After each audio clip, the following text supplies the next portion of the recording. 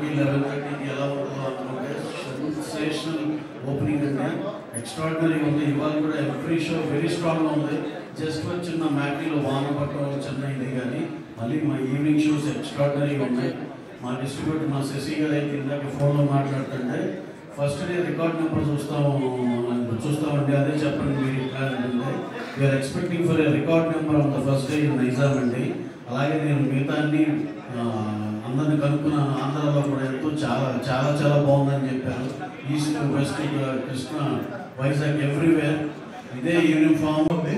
And we request everybody to come to theaters and watch the film. Thank you.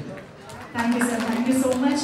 And ఇంత భారీ చిత్రాన్ని hand over చేసుకుని అంతే అద్భుతంగా హ్యాండిల్ చేసి ఎగ్జిక్యూట్ చేసినటువంటి మా డైరెక్టర్ జ్యోతికృష్ణ గారిని ఇప్పుడు సహకారం కోరుకుంటున్నాను.